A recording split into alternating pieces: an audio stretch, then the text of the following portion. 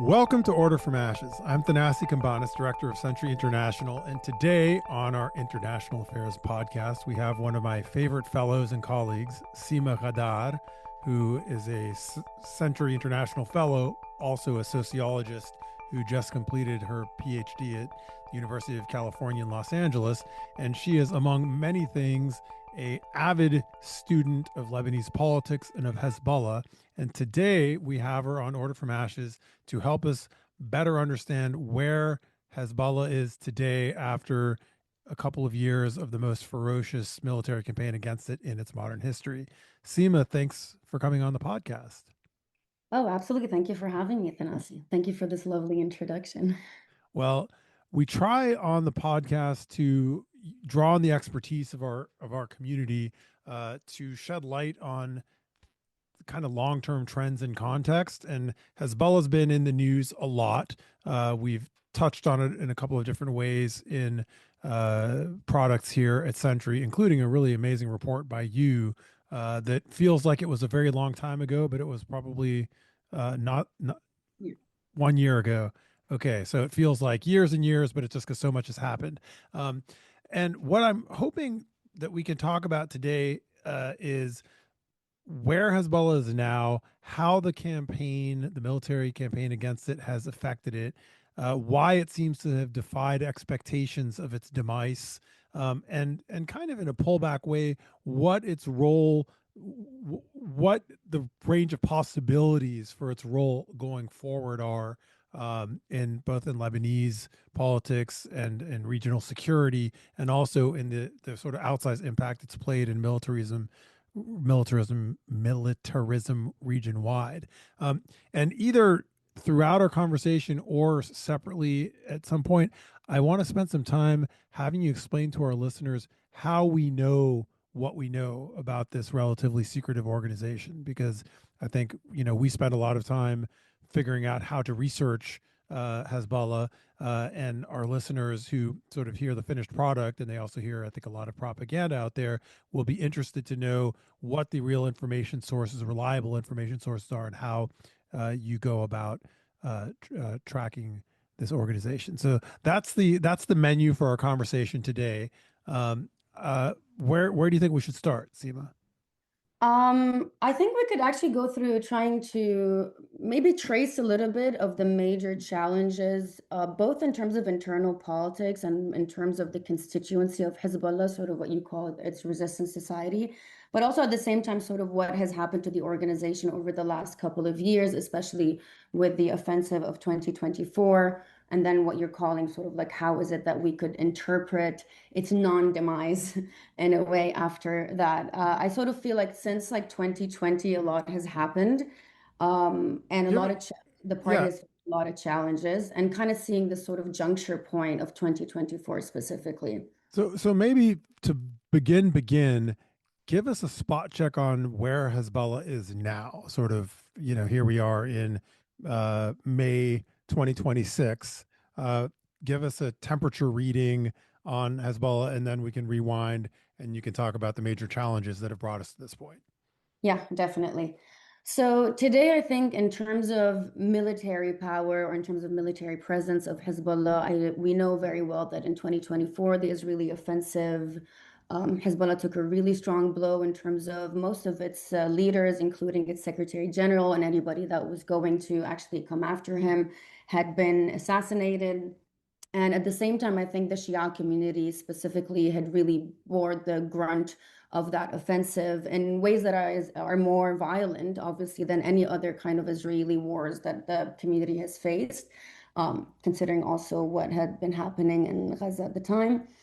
And I think that really was a big blow to the party, and there was sort of a reconsideration of what was its position and trying to sort of gather itself to figure out like what is the nature of the party at this point.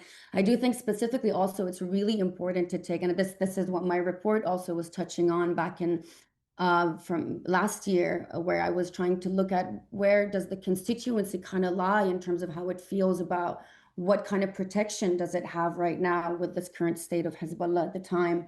it's really important to know that that year was not only in terms of the organization itself trying to figure out what is the nature of its sort of organizational activities in the south of the Litani in terms of the agreement of 2024, the ceasefire agreement about sort of militarizing Hezbollah south of Litani, having sort of these 5 phases of the Lebanese army try to sort of lay its power over, and the Israelis kind of retracting from these areas. So I think another thing other than organizationally, internally, the leadership, which went a little bit silent, right, with its new Secretary General as well, it was still contending. There was a period of postponed grief, and I think there's been a lot of that. Um, Among so just to carefully orient what we're talking about to readers who might be a little less steeped in mhm, the series of events. mhm. So we're talking about the 2 years. I guess it's not 2 years. It was August or September of 2024 that Nasrallah was assassinated. September September. 2024. So September 2024 were these leadership strikes that Sima just referred to, and in the aftermath of that, we had the pager strikes as well. So right, a month before that was the pager strikes. Yeah, Yeah. yeah. So we have this literal hit against the leadership of Hezbollah. We also have this massive campaign at that time targeting the Shia community in southern Beirut, southern Lebanon, and the Bekaa. And during that time, Americans and Israelis were talking about Hezbollah as if it were finished. You know, Hmm. their political goal became to fully eliminate Hezbollah. They talked about fully disarming it as a military organization and maybe completely eliminating it as a social organization. People like us understood that that was always a delusional goal, but it became briefly a thing that was discussed on the political agenda, and even some Lebanese people opposed to Hezbollah were suddenly entertaining this dream of like somehow like going from being completely at the mercy of Hezbollah to imagining that they would be completely on that Hezbollah would be at their mercy, and there really was a period where Hezbollah's military strength was diminished, and so that's leading up to what you were to sort of get us to that moment that you were starting to talk about, which is this period of grief among Hezbollah's constituents and presumably its core members as well. Yeah, I mean, you had sort of the return of people trying to figure out what had happened at the time. I think also the party, I mean, what I had observed when I was there, there was this whole sort of trying to remove the rubble, trying to see how is it that sort of shops were opening again. There was this sort of cleaning of all the rubble that was happening also in just the first 2 months of the aftermath of the ceasefire. So, and there was a little bit of sort of compensation that was given to some people, but at the same time, you hadn't even had the procession to sort of for The the funeral of Nasrallah and the chance to yeah, of the Secretary General, late Secretary General Hassan Nasrallah. I think there was just a little bit of trying to contend with the new reality, both organizationally and at the same time in terms of the majority Shia constituency, right, who support Hezbollah. I do think those that had the constituencies that had not only opposed Hezbollah in terms of the political factions that opposed the political party, but also within the Shia community, there was this sort of hope about, okay, now we have this maybe path for demilitarization. For other political parties, there was this hope of this path of demobilization, right? To deconstruct and to sort of deconstruct this entire social basis, right, of Hezbollah. And I think also sort of the Israeli offensive, targeting not only the leadership, but also targeting anybody who would finance the party, who would be suspected of having any kind of manufacturing facilities for the party, anybody that would be providing any kind of logistical support or whatnot. And I think the Pagers attack was also in relation to that.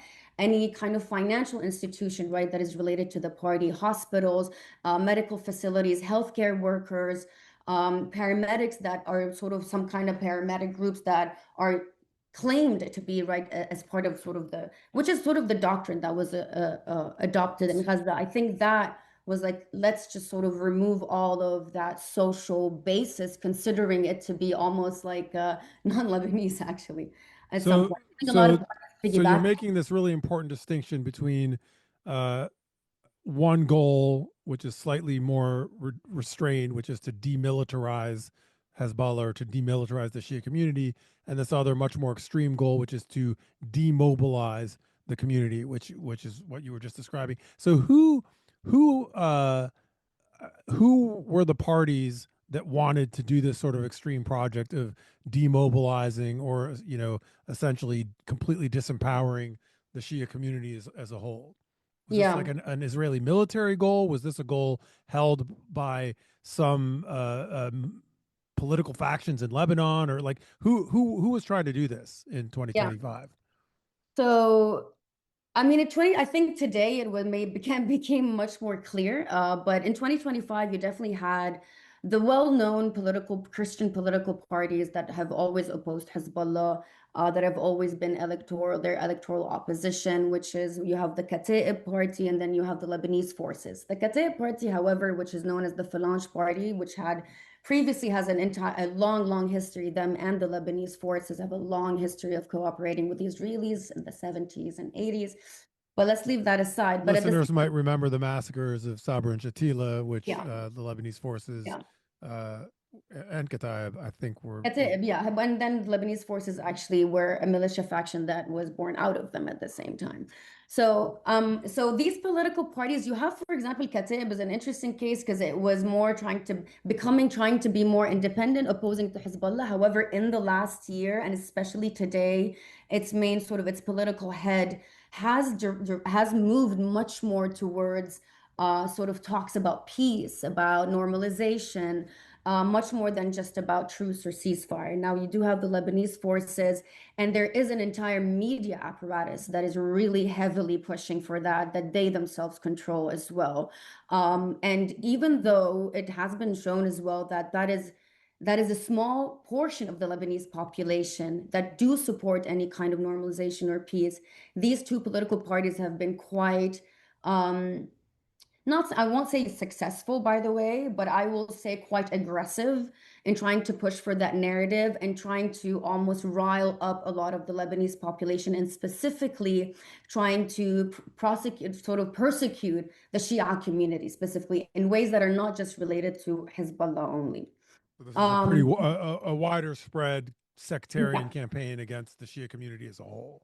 Yes, which aligns right with the Israeli goal in a way. And another thing to point out is that even those people that fund these media organizations, right, you have bankers, right, like Anton Sahnawi, right, himself has publicly shown himself to be funding sort of Israel, sort of in line with the Israeli plan. So this is out in the open right He's now. now the head of the central bank, right? Yeah, no, not the head of the central bank. He does have head of a private bank.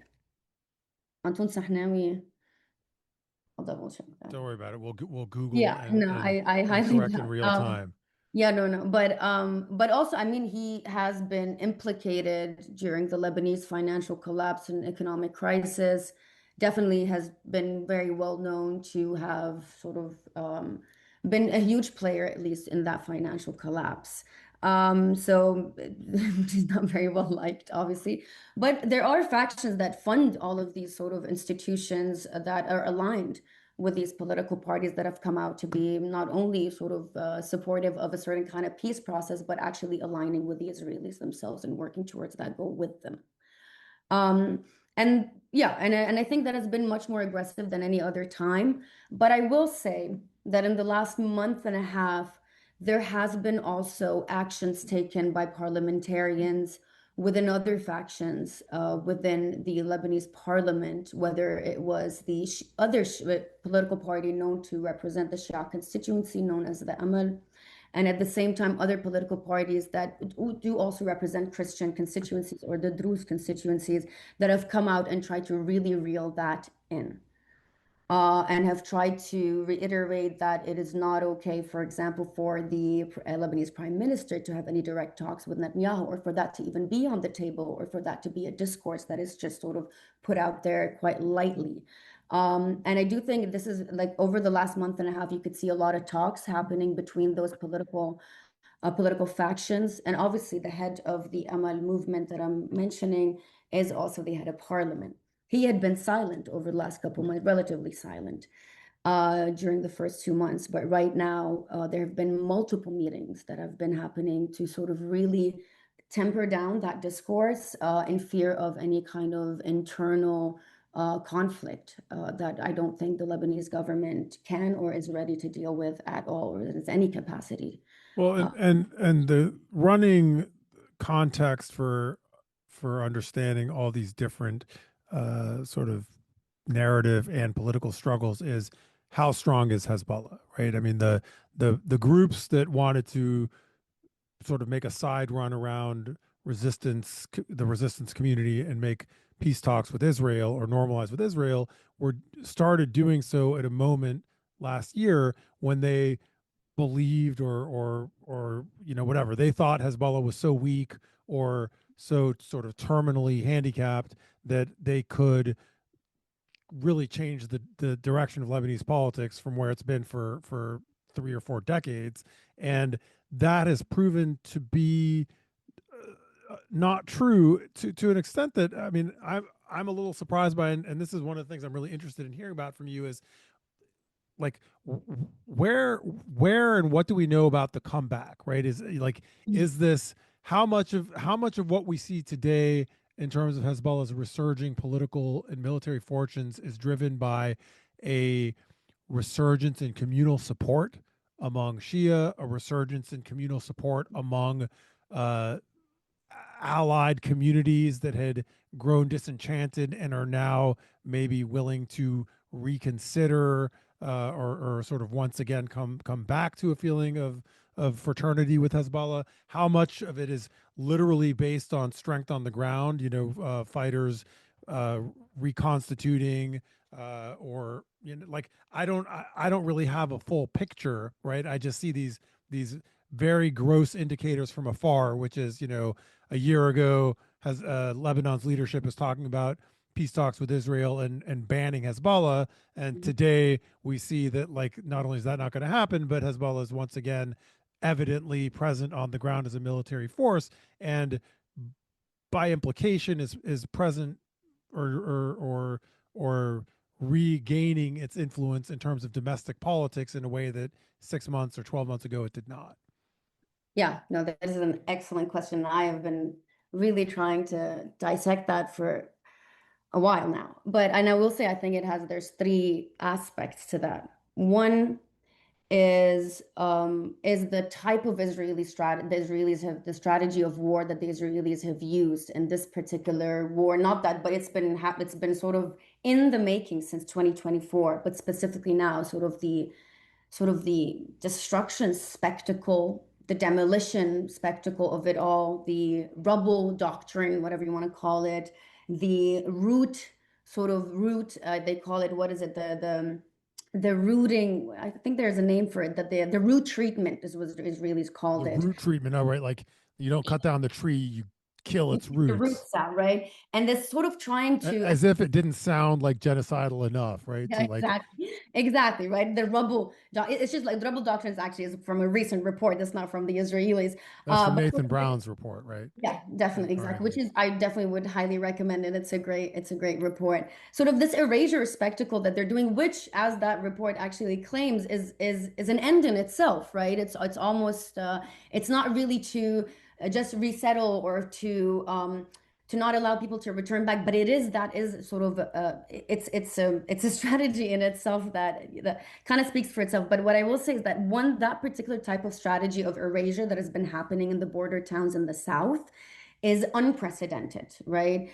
It also is an erasure, and it's no surprise that sort of the anniversary of Liberation Day of 2000 is coming up on Monday. Monday, yeah. Yeah, in fact, that's why we timed this Yeah. conversation and release of this podcast. So that's the anniversary of the day in the year 2000 that Hezbollah drove the Israeli army out of southern Lebanon out of areas that they'd been occupying in some cases for 22 years.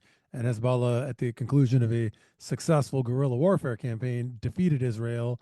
And in May 2000, on May 25th to be exact, the Israelis withdrew in what ended up being a pretty consequential setback that temporarily transformed Israeli politics in what was understood then to be a defeat. And that's all the more reason why it's bizarre to see Israel wanting a do-over of the like in literally the exact same tactical and strategic folly that drove a series of invasions and destructions of Lebanon that previously also failed to achieve any of their goals, although did cause a huge amount of human suffering.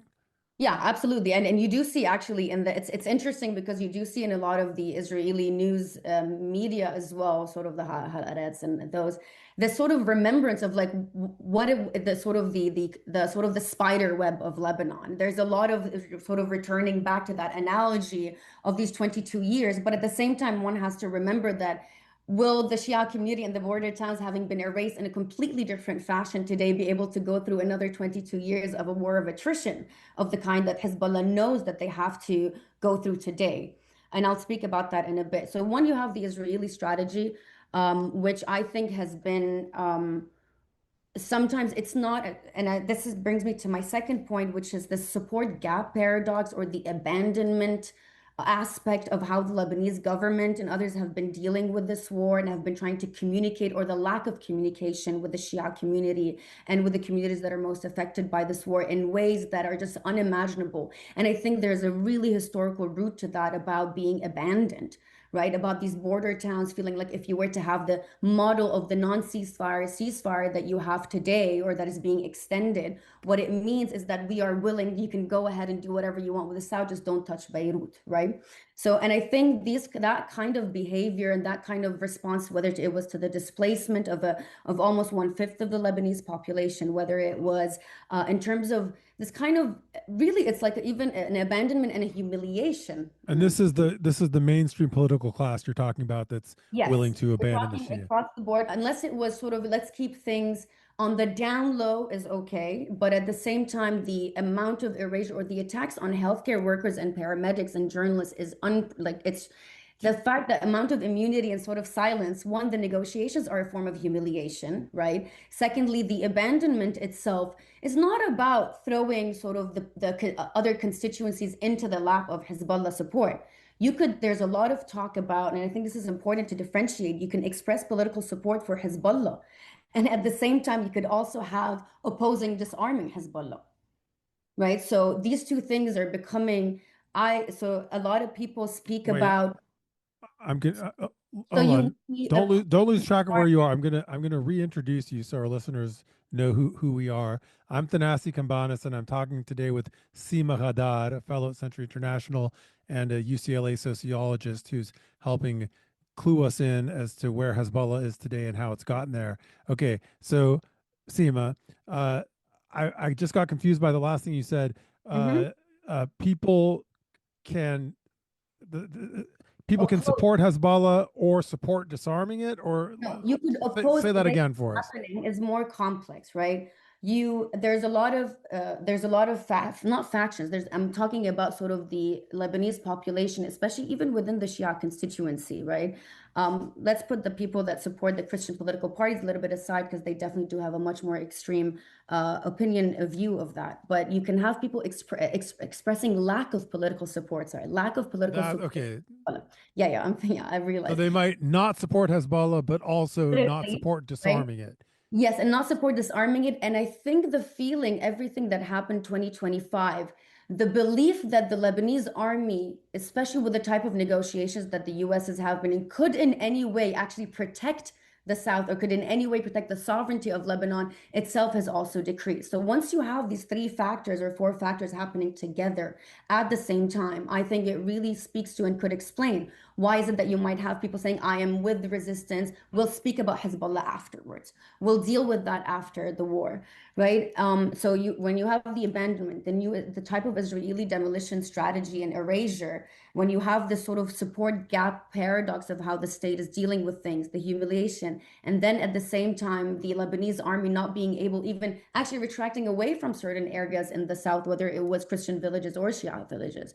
Um, Put all these together, actually the discourse of sort of like what else can we do has come back, right? So, This so this is very interesting. So this is uh, a sort of societal current of people who maybe were tired of Hezbollah's authoritarianism or recklessness or, in my view, haplessness, like actually inability to follow through on some of the military deterrence that they supposedly brought to the table. So folks who were growing tired of that and the costs of Hezbollah's behavior, who now after 2+ years of the worst war ever seen between Israel and Lebanon, realize that as much as they might dislike Hezbollah, they have no alternative that's able to protect them at all, or in any way even symbolically assert Lebanese sovereignty. If you see it, if you remove, right, if you remove the attrition, there's no deterrent, right, that Hezbollah, at least on the border towns, is practicing. And then you put in the current Lebanese government strategy, what do you have? Loss of sovereignty, or at least loss of part of the land. That's kind of, it just feels like a sort of a, it's a trade-off that people are not willing to do. And I think the amount of destruction and the type of sort of the way that Israel is conducting itself, to put it very lightly, is sort of it's very concerning to a lot. Not only concerning, it's just Well, yeah, we had Mohammed Bazi on 2 weeks ago on the podcast, and he described in really heartbreaking detail some of the genocidal campaign underway in South Lebanon, and I think it just bears repeating what's happening there, because I mean, most American and maybe international news consumers don't realize that every day Israel is destroying, just in a time of ceasefire, is going through and methodically destroying infrastructure, communities, and houses, and not quote unquote Hezbollah strongholds, but literally just all of these border communities where people of all political and sectarian stripes live, and that they're turning this area where hundreds of thousands of people used to live 2 years ago into an unlivable, dead, yeah. demilitarized zone. Absolutely, yeah. And I think it's not just right. You have attacks on educational facilities, religious sites, healthcare facilities. You have targeted attacks. You have the phosphorus. You have remove of livelihoods. You have almost like 20% of actually also the agriculture production of Lebanon is now heavily affected. I mean, people's houses, How buildings, how is public opinion double changing cap in tax. response to this? How what? How is public opinion changing in response to this among Lebanese as they see this ongoing, sort of unending destruction caused by Israel? Oh, it's completely shifted towards an actual belief and actually and this is where the support of, if it wasn't Hezbollah there, then actually they would have taken over the land.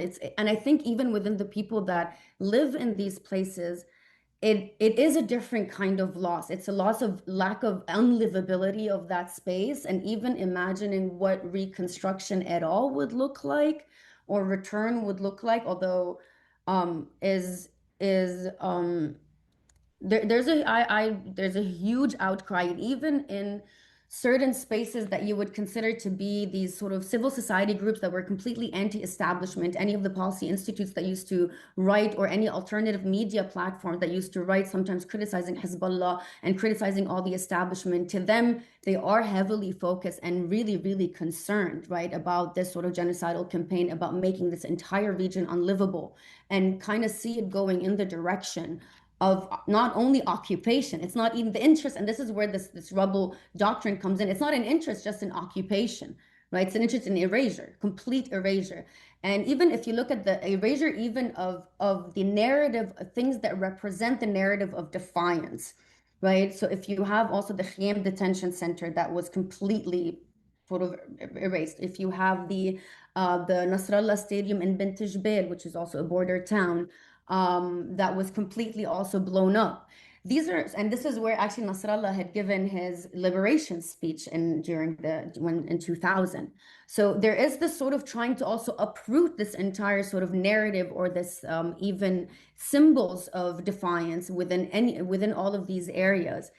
And so I do think that that kind of strategy is not really has I think had a lot of these political factions mobilized to kind of really tone down any of this discourse of peace and normalization. So Uh, to put it bluntly, it backfires, mm, and it essentially re-energizes support for Hezbollah and it mutes criticism of Hezbollah.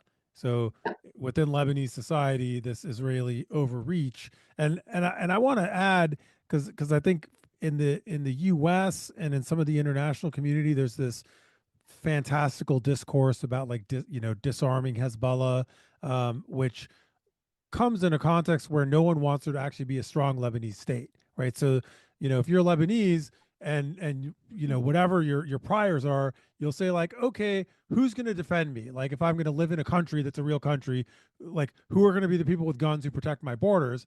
And the answer is kind of like, well, don't worry about that now.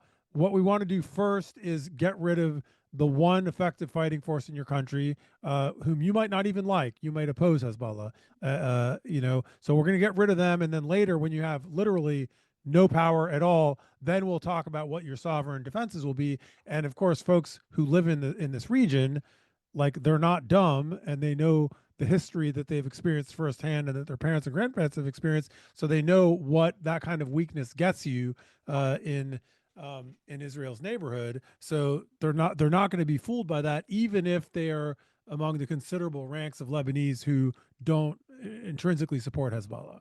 Yeah, in relation to that, I mean, it baffles me honestly, this discourse about if we couldn't disarm, like sort of especially within these Christian political parties, if we couldn't disarm Hezbollah, let Israel do it for us. Right. And I have seen on its recent interviews of leaders of these political parties, when they're asked about like, what do you think will happen once, quote unquote, which obviously it was proven that that didn't work. Like when Israel disarms Hezbollah or gets rid of their arms for you, basically. What do you think is going to happen after? And I don't think they know what will happen, but I don't think it really still baffles me that they pretend that they don't. I mean, In a that was way, the genesis of the Civil War, right? I mean, the Christian factions invited Israel deeper into Lebanese territory, in the hopes that Israel would team up with them and wipe out their adversaries. And in fact, not only was much of the country destroyed, but those Christian parties that allied with Israel were fundamentally weakened. So not only was it terrible for Lebanon and Lebanese, but it didn't even work for the narrow, self-interested goal of these warlord factions that opportunistically bet on a foreign invader to help them. yeah. Now, And it's pretty much the same leaders, right? Either their sons or yeah, their it's sons. it's I just it's, it's find their I'm like, kids, I don't know, or in you've Jaja's actually case, been through this history, so I don't know, you've actually been in it. You're not just reading about it. I want to say one more thing about this sort of either weakening or lack of commitment actually to build the Lebanese army or to strengthen the Lebanese army. And I've been really quite interested in something that happened yesterday, which is the yesterday new from May 22nd, Friday, which is when yes, we're sorry. recording. So Yes, May 22nd. May 21st, which is where the United States actually included a new couple of names to its sanctions list, which are two of them are actually parliamentarians who belong to the Amal Shia political party. And I do think because they were hoping that the head of parliament, who's the head of that party, Nabih Berri, would actually not defend or have any kind of categorical rejection for the way that the peace talks are happening. He doesn't have categorical rejection like Hezbollah is, but he definitely has reined in a lot of. So I've already mentioned that multiple times. And another thing that was interesting for me to see is that they sanctioned a couple of people in the military, generals, and also a couple of individuals in the general security, which I really do think there's something to be very careful about when it comes to that, because what you're doing in that case is you're also pointing out the politicization, right? Because the claim, right, is that they helped support to rearm or they helped support to make it easier for Hezbollah, right, to rearm throughout that period or to operate the way that it is more freely, and which is also the discourse that we know that Hezbollah is part of the government, right? But I do think there's something quite dangerous about this is that if you're now claiming that you're politicizing the Lebanese army, then also that is delegitimizing the one thing that you say you need to arm, so that you could actually protect the border, which actually you're not even doing in a way that would make that happen. And that's become clear to the majority of the Lebanese population, unless you're really on that far right spectrum of the Christian political parties. And that really is a small number of the population, it seems, is from what I'm realizing, because they've just flooded the media landscape, basically, sort of digital landscape. And a Well, second thing, yeah, sorry, go ahead. And then I have something to add yeah, about the I want to sanctions. discuss, and because and I want to kind of hear also your opinion on that, because you've written a really beautiful piece a couple of years back about the tripart mechanism, which is this sort of security arrangement that Oh had been God, put like in 10 place. years ago. I know, okay, 10 years ago, I can't remember things. It just feels like things are moving way too fast and way too slow at the same time. But yeah, and I was thinking about that because in that was a security arrangement, right? It was supposed to create a channel of communication between Hezbollah and the Israelis without them having to communicate directly with one another through the Lebanese army, through UNIFIL, and other factions. But today, after 2024, there's what you have, what everybody's calling the mechanism, right? The mechanism after 2024, which completely shifted the nature of these kinds of security slash diplomatic arrangements, apparently, which now is headed by the US and also by France, and also excludes any of the Hezbollah factions, but also the Lebanese government has to communicate through that mechanism, and becomes more and more clear when we look at the case, the recent assassination and targeting of the journalist Al Khalil, which I do think has really shifted public opinion even further into feeling humiliated by the Mm. Lebanese government, and feeling a loss of sovereignty as a result of these negotiations, and feeling like, well, if the Lebanese government isn't going to do it, then we're going to have to put up with Hezbollah at this point, right? Because no one else seems to be caring at the moment about defending specifically the southern villages or the Shia community in general. And so the idea that the Lebanese government had to negotiate through the mechanism and then had to wait 7 hours to be able to reach the journalist, because there was a back and forth, 3 times of a back and forth through the mechanism. And I think that incident, even to me, I was like, what the hell is this mechanism doing? Like, what is it? Has it turned it into? And it actually, if you think about it, it has turned into an authorization of exemption for the Israelis, right? This is kind of what it has. It has actually defined the nature of this. Why is it that the ceasefire functions the way that it does as well? It's part of that arrangement, which is compliance with the Israeli actions, is what it does. Um, and that in itself also is a huge indication for many Lebanese of a loss of sovereignty, actually. Whether it was a loss of sovereignty from the Iranian side and the Hezbollah, it's a completely, I mean, and it's always been also, there's always been meddling by the United States and the Gulf states and whatnot. But this in itself is actually laying the groundwork for erasure and for demolition and for targeting. Yeah, it's a form of erasure in itself, right? I mean, Yeah. like I put this in the category of like fantasy politics or fantastical politics. So, on a very high level, goals like eliminating Hezbollah are in the realm of fantasy politics, and I guess on the other side, like eliminating the Jewish state, which is what some extreme thinkers in the Hezbollah community would say. So these are like non-achievable goals that people organize real politics around, and so it creates this dissonance from moment zero, where like you're organizing around an unattainable and unreal goal, and so everything that follows is deeply flawed. Now, Mhm. these kinds of negotiation pathways are interesting because they don't matter for the big picture things, right? For like a really big picture thing, the adversaries have always been able to communicate with each other. So like when Israel and Hezbollah want to like communicate to each other that they want to back off and not fight each other in an area, that message has always had a way of getting through, and it's not very time sensitive, right? Like it might take a day or two for a message to get through, but that's always existed. Now, functional mechanisms which exist in like the real world in the kind of everyday like conflict management situation, like the murder of this journalist, like that is where the fantastical politics exact a very practical price. So Mhm. if the West or the United States decides that they just want to pretend Hezbollah doesn't exist, so the fantasy goal Yeah. is to eliminate them, and step one is to just not acknowledge them, because from the U.S. or Israel's perspective, there's no loss or no cost, right? Because They don't care if journalists get killed routinely or civilians get killed or displaced. In fact, maybe that serves some of their goals. And this has been kind of the way of the like diplomatic relations in this arena for a couple of decades. And I do think Hezbollah has a share of the blame in it because initially when they felt strong, they played the same card, right? Mm. They also refused to acknowledge or and I always found this bizarre because I thought like the US should have communications with Al Qaeda in Iraq in 2003, right? It's not a political prize to be able to have a communications channel with a group that you're engaged in combat with.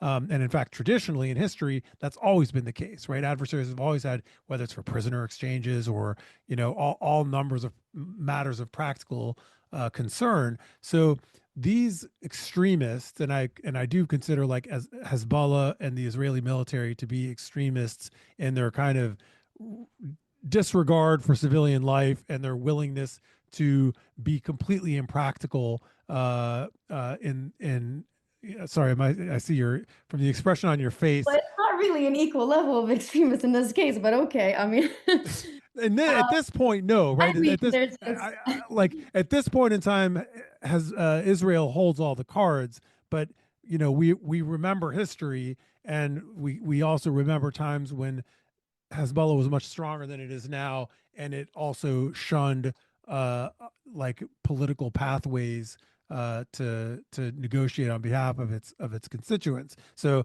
I'm not bringing that up to suggest any kind of equivalency, and you should disagree. It yeah, I seems mean, I think it should be very clear sometimes, like if, when there's an aggressor, and also considering in the larger scheme of things of the behavior also of Israel, I kind of yeah, no, I mean, I wouldn't necessarily put them on equal footing. I wouldn't put the strategies and the complete sort of international impunity that the Israelis enjoy, and the fact that there's complete delegitimacy of trying to even resist any kind of invasion, any kind of occupation, erasure, or whatnot, as though that is not an actual right. So I sort of tend to really not fall into the camp of trying to equate those to one another. Um, well, and in the current moment, I mean, this is I think very parallel or even identical to what's happening in Gaza. Like any political uh any politics has to include the people with power, right? So whether you're talking about ceasefire negotiations, whether you're talking about like reconstruction, like anything, even the most minimal thing, it's going to have to include Hezbollah. It's going to have to include yeah. any group that has men at arms operating in the area where the war is. It's going to have to include terror listed, representatives of groups that are terror listed by Israel or the United States or Europe. Like if we ban people that America and Israel does not like from dialogue, we simply can't have we can't manage conflict. I mean, But I do think also when these mechanisms are put in place, especially like, sure, but sometimes it's a balance of power. If you have more power, you just can say, oh, I don't want to ascribe to this mechanism.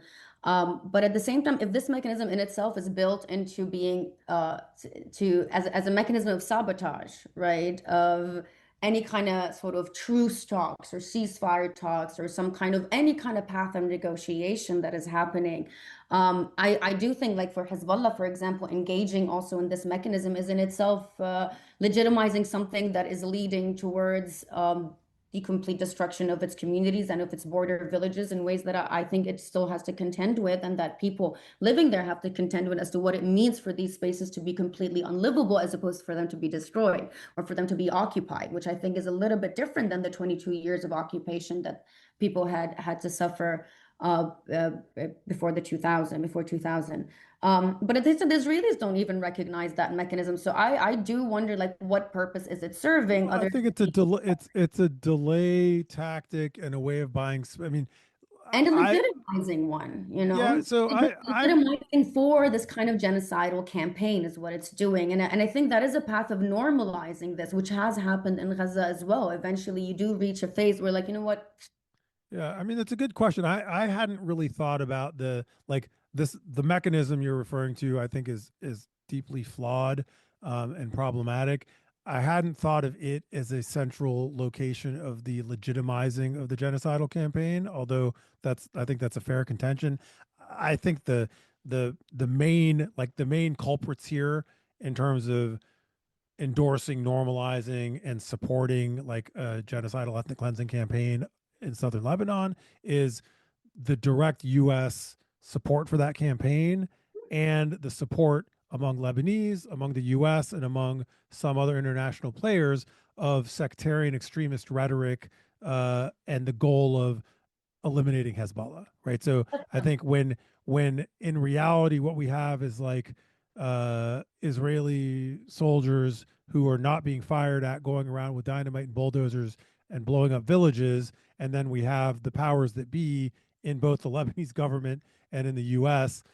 Talking about how the really big goal, the really big priority here is to simultaneously disempower the Lebanese army and dismantle Hezbollah. That's what gives real top cover. Like that's the first most harmful support for this set of horrors. Yeah, I mean, I think it works in multiple ways, right? You need a little bit of multiple tentacles to work together. And if All of these yeah, no, can I think be they have, yeah, they happening happen simultaneously. Yeah. simultaneously. And I think that's really the point, right? It's just sort of you're trying to really infiltrate this entire, both in terms of public opinion, both in terms of also like um sort of this not people giving up or anything, but feeling like what could be done right at that point.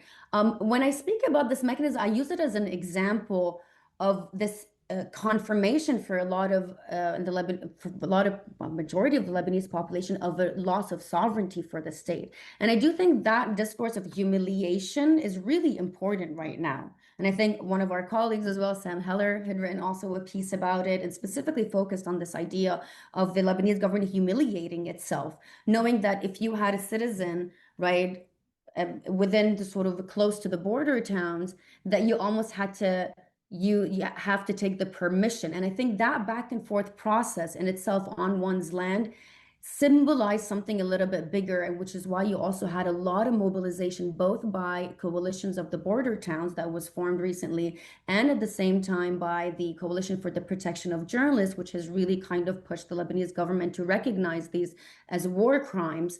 You have seen these sort of groups that are not related to Hezbollah, right? But sort of anti-government, anti-establishment strategies of what they're doing, and at the same time, a huge outcry as to the strategy that Hezbollah is doing. I sometimes, maybe I'm as a sociologist as well, I think I do care a lot about these type of social mobilizations that are happening on the ground to get a really of a sense of the complexity of public opinion, rather than just focusing right on the spectacle of the media and what's going on, because I think that really will drive a lot of the debate at the same time. I don't think it could drive necessarily the actual result of what's going to happen. Mm. But definitely it would drive a lot of the sort of Lebanese public sentiment, whether towards government, towards Hezbollah, or towards other Christian political parties, and sort of trying to balance out or push back against that type of discourse. And definitely sort of the US strategy is I think causing, I don't know, intentionally or not, more tension and less resolution, and just giving more of leeway, and also I think more buying time for the Israelis Yeah. as I'm speaking with Sima Ghaddar. We're talking about Hezbollah. I'm Thanasi Kambanis, and this is Order from Ashes. Sima, let's jump from what you were just talking about to your sense of how strong Hezbollah is today.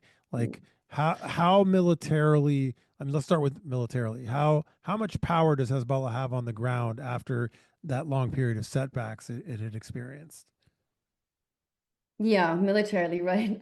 So this is hard to That's answer. always the question people care the That's most always about. the question, right? And I do know that us at Century, we have been doing some amazing analyses about how is it that one could measure that and understand how is it that Hezbollah were able to not rearm, but also be able to, right, sustain itself and be able to prove to have the ability to at least wage a war of attrition, which in itself, considering the power that and the liberty that the Israelis are practicing in the what they're calling right now, quote unquote, their yellow line, um, is I think quite fascinating. I think this is something to really pay attention to, especially considering now there's all these reports that have been written already on the fiber optic drone that they've devised, which sort of can't really be traced by the Israelis. And now the Israelis have mobilized millions and millions, hundreds of millions of dollars so that they could work on trying to figure out how that could happen, how they could face that.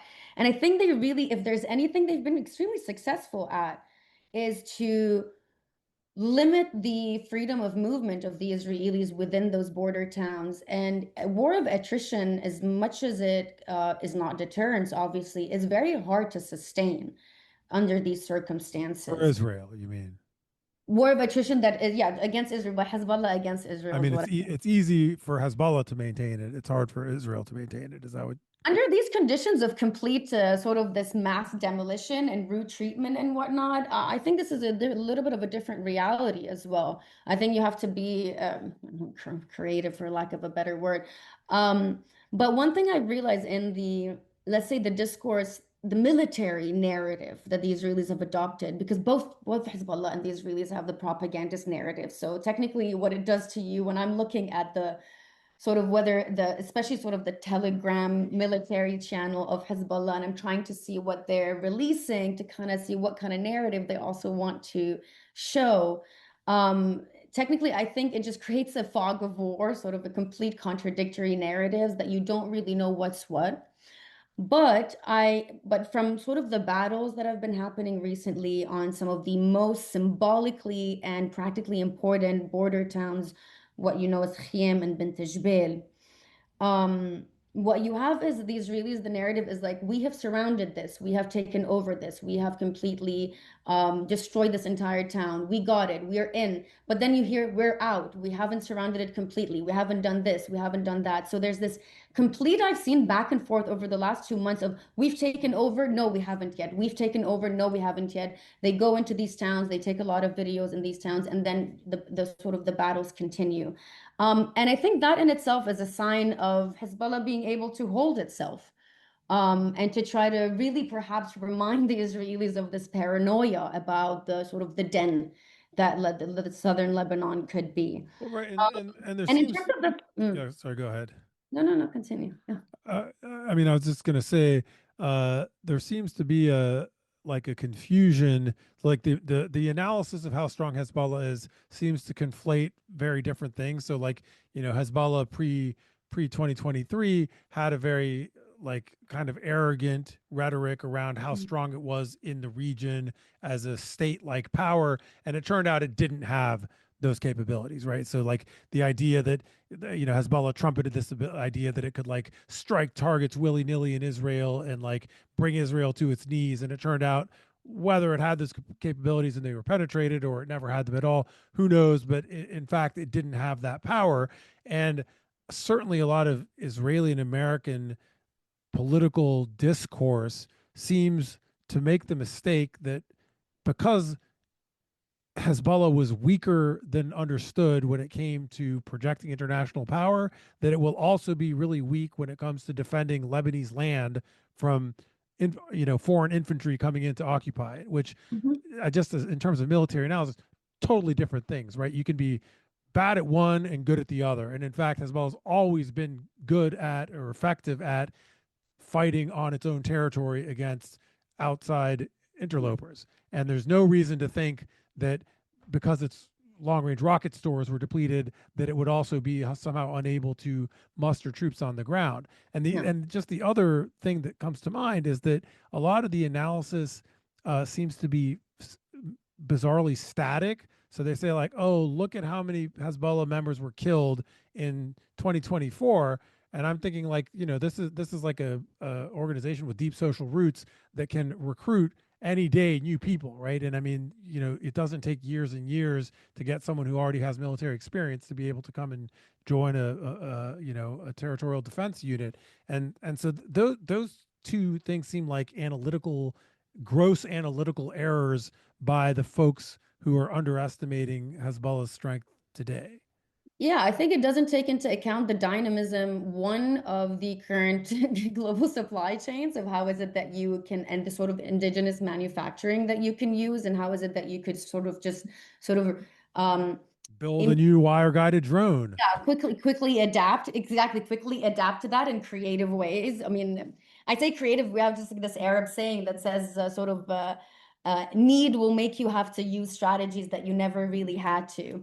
Um, Necessity is the mother of invention. Thank you, that's the one. Thank you. Anyways, I actually know it in Arabic, not in English. But yeah, but I think it doesn't understand one, the dynamism of that military aspect of things. And also the really we'll always go, I will always as a sociologist go back to the dynamism of who you're able to recruit under the circumstances that your legitimacy is sort of the nature of your legitimacy is working in your favor, and also the nature of necessity and existential crisis and existential sort of a crisis that the sort of those people in border towns, or even people that perhaps previously had not supported Hezbollah, are facing.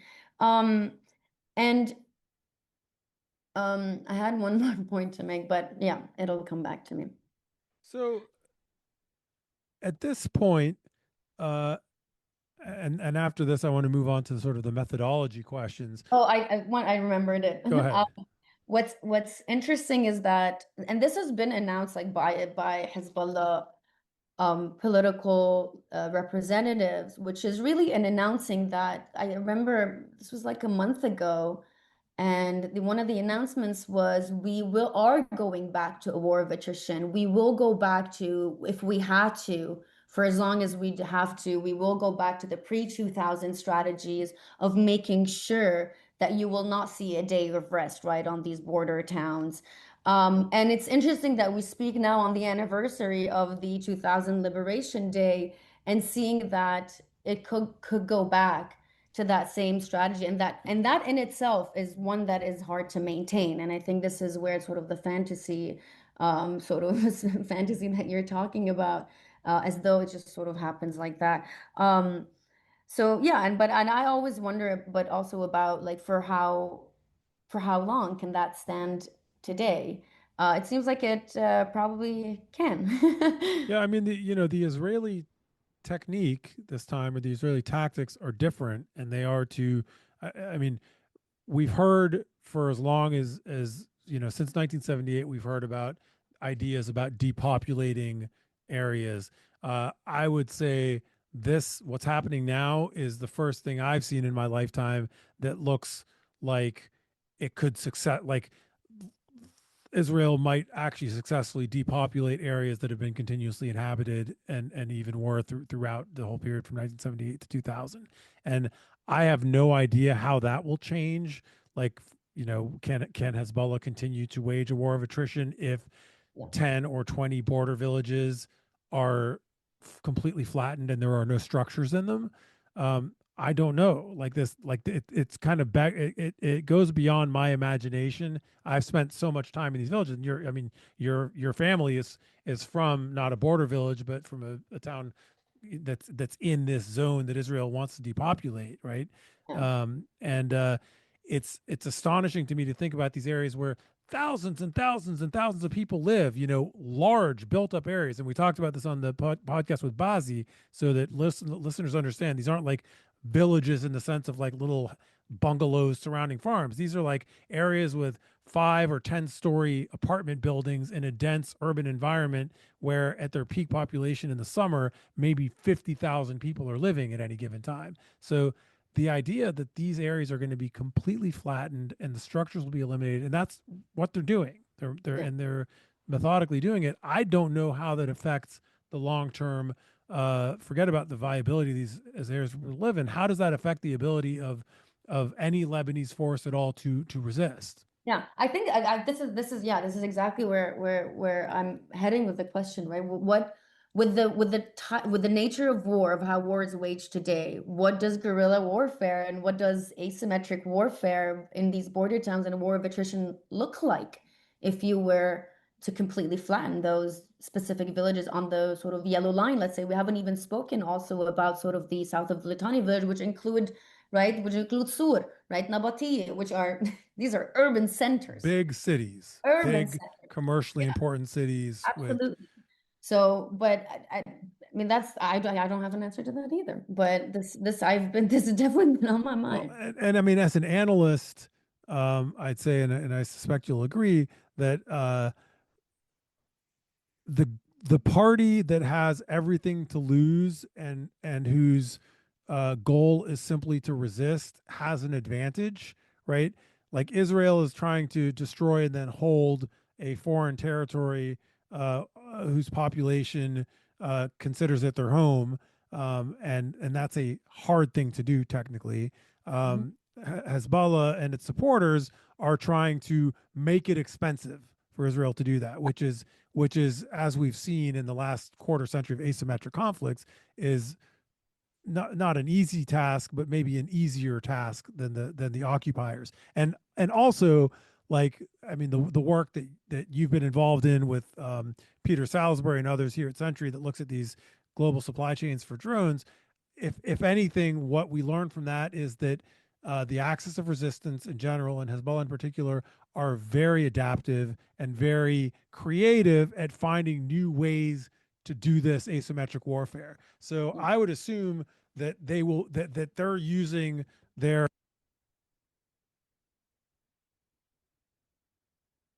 Wait, your sound.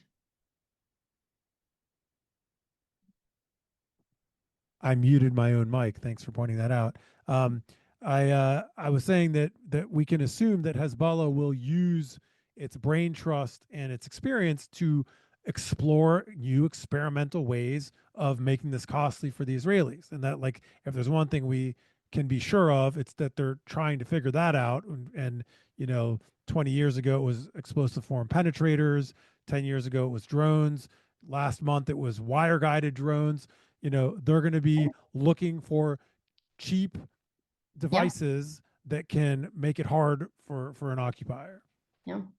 Absolutely. Yeah. I mean, So Seema, help us understand how one figures out what one can know about a secretive group like Hezbollah. What are the resources that a analyst or a curious listener could turn to if they were curious to follow this group more closely? well, first, I mean, I do focus very closely about the type of narrative that these kind of groups want to form. Okay, so and I also even follow I follow like very closely the videos, the military videos that their military channels on Telegram and others that they post. Also, at the So same wait, time, are these channels that any person in the public could subscribe to on Telegram? Mhm. Yeah, So so and some curious yeah, Dutch person yeah, or American could get on Telegram and subscribe yeah. to It's like Hezbollah's sort of. military broadcast. Yes, it's I'lam al-Harbi basically. I mean, I have seen also one of the sort of electronic intifada, which is also like sort of a media platform. They've actually relied on that and extracted a lot of videos and tried to analyze the type of drones that they're using and how are they actually using sort of anti-tank missiles. So you could see also the type of trucks that they're using. I mean, obviously, but you also do see sort of who are like you see at least the attire of the fighters. And sometimes it's interesting to see how much they have used cheap and just readily available equipment that is there. And yeah, and I was surprised by that. I mean, I've been following that for a while. One thing they have not done, which they did in 2024, is that they were publicizing the names of the martyrs, specifically on certain platforms as well. They have not done that in 2026. I think that technically put them a little bit in a bad position because you could know where these people are from. So sometimes that kind of created sort of a drawing for the Israelis to do a network as to where the martyrs are from and whatnot. But I have also spoken to a lot of Lebanese who are from these villages or anybody who's returned throughout these couple of days of the ceasefire when they could, which is also another thing. The best way to know about what's going on is to actually talk to people. I mean, I know it's so simple, but sometimes no. Well, I mean, so simple and not so everybody so can. difficult. That's why we need real I know. And researchers who that's why know you have stuff. researchers that are there. But really, sometimes speaking to shop owners, speaking to people that are, whether what kind of sort of for me, like trying to learn what kind of compensation, what kind of reconstruction plans had they been promised during after that in the aftermath of the 2024 war. That was definitely on the ground work. You have to just sort of it's sort of footwork. You have to do it. But in terms of sort of military strategies, I do think that one, trying to follow these channels that, just kind of try to look at what it is that they're publishing in videos. And secondly, well, this is one thing I think that we were doing with Peter at the time, but we were also looking at sort of trying to do network mappings. I do think that requires a little bit of a different expertise and access to information that has to do sort of with the names of certain companies and who owns them and whatnot. But that definitely is possible, but you just need to put the work into it. There is a possibility also to trace certain networks of who are the businessmen that sometimes belong to these parties, who owns what.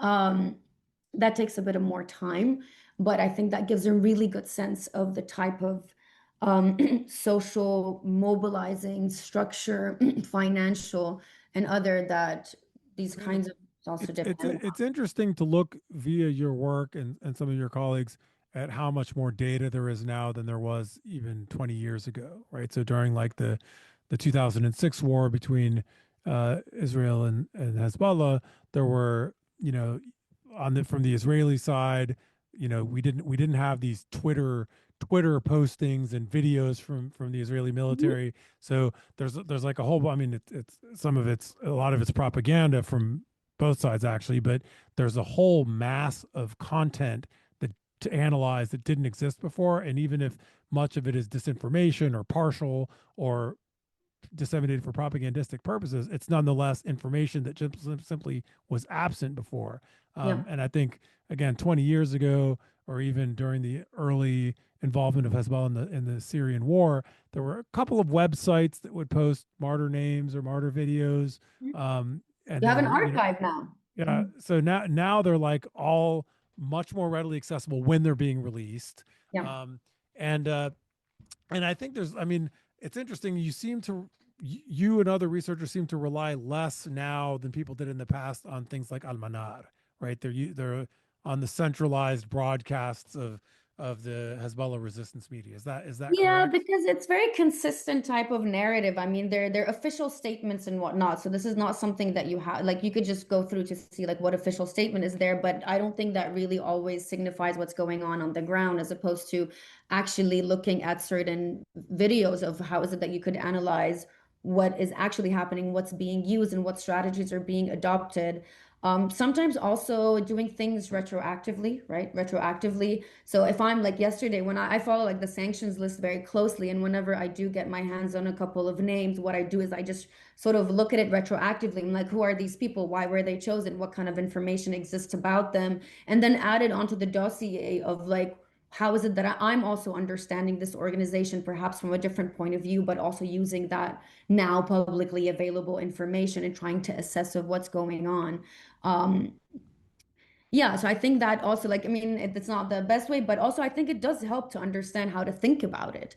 We don't always have to be predicting things. I think it's better to have a good diagnosis of what is the nature of these organizations, the dynamism that includes. How is it that they've changed over time so much, and how is it that the way that they garner legitimacy and the sort of the adaptation that whether conditions of war or Lebanese internal Mm. politics or what kind of calculation they themselves have about their organizational survival and what risks they're willing to take. Uh, And this is a subject on which I think wishful reading is one of the biggest occupational hazards. I mean, so many people who dislike Hezbollah and are just always looking for evidence that it's about to collapse will, they'll look at the relatively limited information we have out there and see evidence for this thing they want to be true. And I think as analysts, if we can, clear our minds of whatever preferences we have when we behold the information, a lot of things are less complicated than they might otherwise be. Like, I mean, for example, how popular is Hezbollah or how strong is Hezbollah? You know, after Nasrallah's assassination, there were a lot of people who disliked Hezbollah who saw everywhere evidence that Hezbollah was on its last legs. And to me at that time, that evidence just didn't exist one way or another. Like I was like, it could be true, right? There's no evidence to the contrary either. There just wasn't any conclusive evidence about how much personnel, military Mhm. power, social capital the group possessed at its what turns out to be its nadir. And I think the work you did interviewing people, which was work that involved going to physical places, so not like reading crap on the internet, but actually going and doing ethnographic interviews with humans in the places they lived, started casting light on how much resilience that community had. And and if you're not blinded by your priors, if you're just like, what's going on here, you then find, oh, uh there is more legitimacy than was initially apparent, or more depth. I think I work by sort of a very consistent commitment, usually in terms of my fieldwork sensibility, is that people have very complex, sometimes contradictory, very dynamic, adaptable kind of um, ways of trying to deal and make sense of things, because I myself actually go through these ups and downs as well personally. So I think even when I was doing my research last year, one, because I also wanted to understand better. It was part of me trying to understand my reaction to what had unfolded. But also I realized how much people, the narrative of defiance, how much they're contending between some people telling me it's not like we're resilient, which is a word I don't really appreciate. But let's say when we're speaking about resilience, I do remember this one very particular sentence from a guy who lives in Dahieh, who said, at least like I don't, it's not about a sense of defeat, but I'm actually resisting a sense of defeat is what I'm doing at the moment. And I think that was really a very important part of that defiance, which is I don't want to feel defeat. I'm resisting that feeling at the moment. And I think a lot of people, um, I think that was a sign for me that kind of captured a lot of sort of the spectrum through which kind of what kind of grief and what's going to happen now, and also people wondering of like where the party is at as well. Um, and right now, today, with like how Hezbollah has been able at least to wage this kind of war of attrition, or even with the sort of new strategies that it's been adopting, I think that has now shifted in a different direction as well. And I think in the first month of the war, there was a lot more blame on Hezbollah about way or beginning or trying to sort of poke the beast in a way. And Hmm. then now in those couple of months and later on, it's actually shifted more to their benefit. It has that actually waned a little bit. And again, I think that relates to all the other things that we've been talking about. Yeah, I think that's a great point to end on. And the historical perspective that I bringing to this is that, the last time Israel uh, invaded Lebanon this way, they came in 1978. It took 4 years for Hezbollah to even form, and then 18 years after that for Hezbollah to expel them. And during that time, Hezbollah had crazy periods of unpopularity and overreach and alienation of their own constituents. And whatever else you may say about them, they are a learning organization, and they adapted and corrected some of their mistakes, made other new ones. And by the end of it, they were dominant and by their own measure incredibly successful within Lebanon. And because they don't have to care about some of the other things that a traditional organization that's bound by the trappings of traditional state governance has to care about, they could certainly be looking at this moment and thinking, like, on an 18-year time horizon, they're very well positioned from their perspective. Sima, thank you so much for sharing your time with us. I'm Thanasi Kambanis, Director of Century International. You're listening to Order from Ashes, and today we've been talking with Sima Ghaddar, who's been on the Zoom with us from Los Angeles, right? where Mhm. she's putting the finishing touches on her PhD. Sima, thank you so much for your time today. Thank you for having me, Tanasi. All right, we'll see you here again, listeners, on Order from Ashes this time next week. Thanks for listening.